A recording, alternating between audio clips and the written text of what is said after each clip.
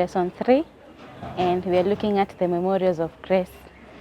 And our key text is coming from the book of Joshua 4 verse 23 to 24, and I read, "For the Lord your God dried up the waters of Jordan from before you until you were passed over, as the Lord your God did to the Red Sea, which he dried up from before us until we were gone over, that all the people of the earth might know the hand of the Lord that is mighty, that ye might fear the Lord your God forever." So in this lesson we're looking at the memorials of grace, and most of the time we tend to forget the good things that the Lord has done for us, and we tend to forget our spiritual life. We tend to forget the mercies of God and his long suffering, and when we forget that, we go astray, and the devil keeps on coming closer to us and whispering to us how bad God is. So we are looking at the Israelites while they were crossing the Jordan. Moses received some instructions on what they would do before they crossed the Jordan. First of all, they were to prepare themselves, they were to sanctify. God usually requires that before he appears among his people, they be holy, they sanctify themselves, they consecrate themselves, and they lay off any manner of sin. So here the Israelites were required to sanctify themselves and to consecrate themselves before beginning the journey to go and cross the Jordan. There were also men who were given instructions to collect 12 stones, which were to be used to be built as an altar, as a memorial.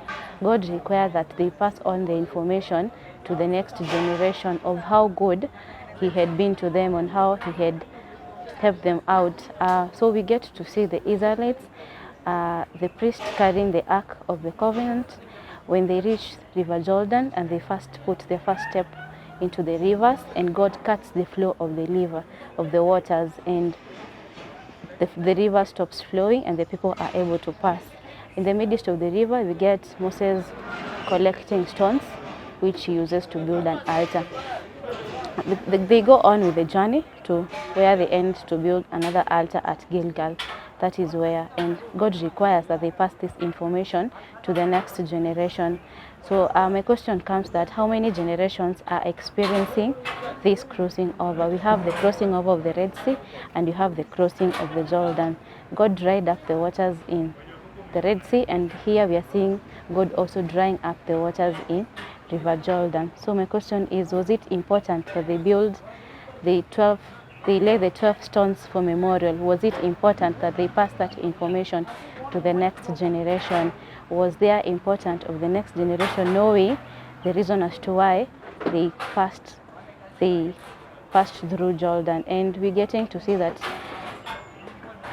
them laying the stones, or them preparing themselves to pass through the Jordan, was an act of trust. It was an act of faith that they could trust God, that the same way he will lead them cross the River Jordan, he will help them conquer the Canaanites and the other people that were living in the promised land, where the 12 spies have been sent to go and spy over and come with the results. And we find that there are other 8 people that came with negative results, but only Joshua and Caleb brought positive results, that they had to trust that God will conquer the land for them.